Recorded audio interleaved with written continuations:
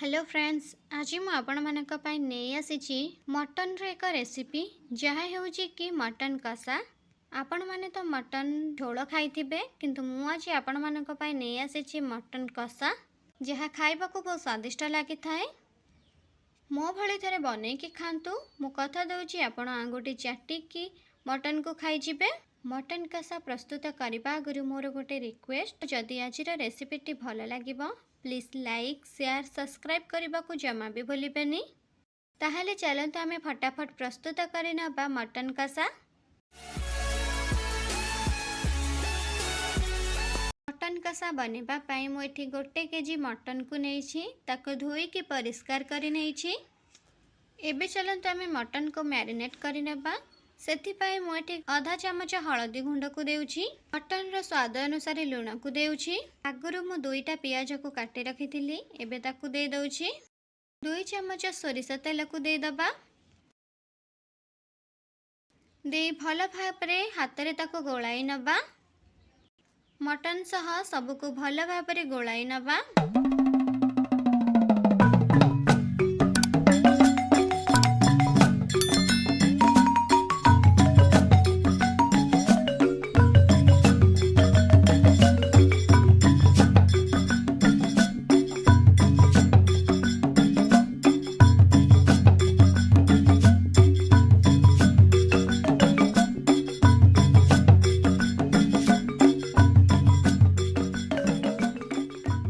देखंतु मो मटन को भल भाबरे गोळाई नेइछि।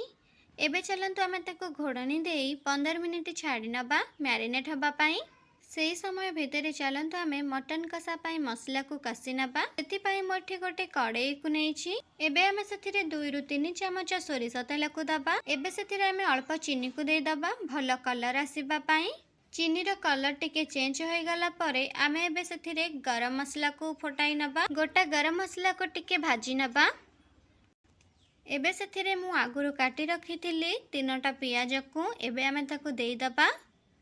देई ताको भल भाबरे भाजी नबा। पियाज रो कलर लाइट ब्राउन कलर हेबा पर्यंत भाजी नबा। पियाज भल भाबरे भाजी हबा पाई एबे आमे पियाज रो स्वाद अनुसार लूण को देई दबा। पियाज रो लूण देबा द्वारा हमर पियाज सॉफ्ट होई थाए। हमर मटन कषा रे भल कलर आसीबा पाई मु एठी आगुरु 1 चमच काश्मीरी लंका गुंड को दे देइछि। मु आगुरु 10 रु 12 कुला रसुण खंडे अदा को बाटी रखिथिली, एबे आमे ताको देई दबा। देई भल भाबरे पियाज सह कसी नबा। अदा रसुण रो कंचा स्मेल जिबा पर्यंत आमे अदा रसुण आ पियाज को भल भाबरे भाजी नबा। अदा रसुण को जेते भाजी नेबे तार टेस्ट बहुत बढ़िया आसी थाए। एबे आमे मसला रे गुंड मसला दबा। गुंड मसला रे मु एठी नेइछि 1 चमच जीरा गुंड, 1 चमच धनिया गुंड दे ताको भल भाबरे मसला सह मिसाई नबा। एबे आमे सेथिरे आधा चमच हळदी गुंड को दे दबा। दे ताको भल भाबरे मिसाई नबा। एबे आमे सेथिरे आधा चमच गरम मसला को दे दबा। गरम मसला दबा द्वारा हमर मटन कषा बहुत टेस्ट आसीबो। एबे गुंड मसला पोड़ी न जिबा पाई आमे अल्प टिके पानी को दे दबा। आउ एबे मसला कसी हबा पाई आमे किछि समय घोड़नी देई छाड़ी नबा। एबे चलंतु घोड़नी काढ़ी आउ टिके भल भाबरे कसी नबा।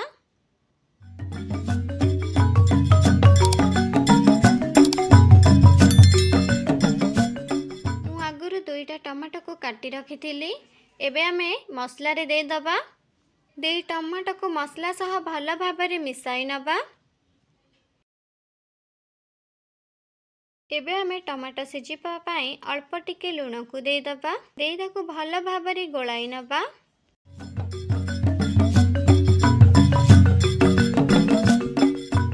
एबे चलंतु टमाटो सिझिबा पाई आमे घोड़नी देई किछि समय छाड़ी नबा। एबे चलंतु देखि नबा हमर टमाटो सिझि गलानी कि नाही। देखंतु हमर टमाटो भल भाबरे सिझि आसिलानी। पितपातिया सहायता रे एमिति टिके आमे टमाटो को कसी नबा, जहा द्वारा आमर टमाटो भल भाबरे बिहिली जिवो, मसला सह मिसी जिवो। टमाटो और मसला कसी हेबा पाई आमे आउ किछि समय घोड़नी देई छाड़ी नबा। एबे चलंतु आमे देखि नबा हमर टमाटो आउ मसला भल भाबरे कसी होई गलानी कि नाही। एबे मसला को टिके भल भाबरे कसी नबा। देखंतु आम मसलारू तेल छाड़ी छाड़ी आसिलानी आमर मसला कसी होई आसिलानी। एमिति पितपातिया साहाय्य आमे मसला को भल भाबरे कसी नौथिबा। मसला को आपण माने जेतिकी कसिबे तार टेस्ट बहुत बढ़िया आसीबो। मसला कसी हेबा पई आमे आउ किछि समय घोड़ाणी देई छाड़ी नबा। एबे चलंतु आमे देखि नबा आमर मसला कसी होई गलानी कि नाही। देखंतु आमर मसला कसी होई गलानी। मसला देखिबाको केते सुंदर लागुछि आ मसलारू पूरा तेल बाहरी आसिलानी।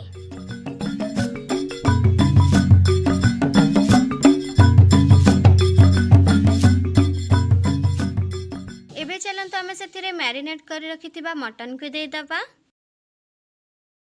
आ मटन को भल भाबरे मसला सह कसी नबा।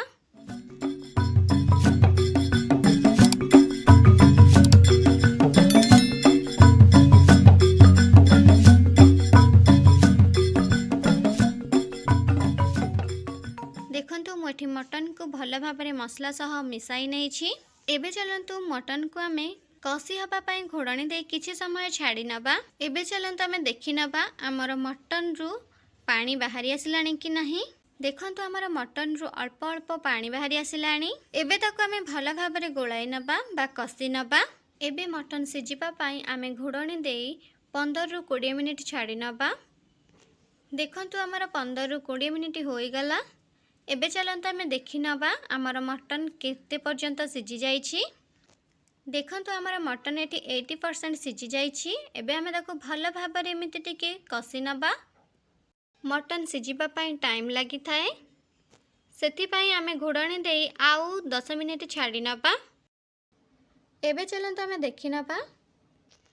एबे सेथिरे आमे दुईटा कंचा लंका को देई दबा आउ भल भाबरे मटन को कसी नबा।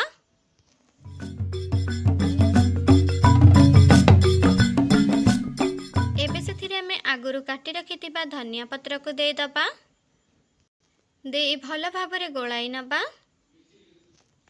देखंतु आमर मटन कसा प्रस्तुत होई गला। देखंतु आमर मटन कसा देखिबाको केते सुंदर लागुछि खाइबाको मध्य आहुरी स्वादिष्ट लागिबो। आमर मटन पूरा सिजी जाइछि आ आमर मटन कसा पूरा प्रस्तुत होई जाइछि। इहाको आपण माने गरम गरम भात रुटी सह खाइबाको स्वाद बहुत बढ़िया आसीबो। एमिति घरे थरे निश्चिंत बनै कि खांतु आउ केमिति लागिला अवश्य कमेंट बॉक्स रे जणाइबे। जदि आजिर रेसिपीटी आपण मानकु भल लागिबो प्लीज लाइक करिवे आपणक फैमिली एंड फ्रेंड को शेयर करिवे आउ ए पर्यंत जदि मो चैनल को सब्सक्राइब करे नाते प्लीज सब्सक्राइब करबा को जमा भी भूलिबेनी। ताहाले आजि पई सेतिकी बंधु माने पुणी देखाबो अन्य एक रेसिपी रे। सेते पर्यंत आपण माने भलरे थांतु। आसुची टाटा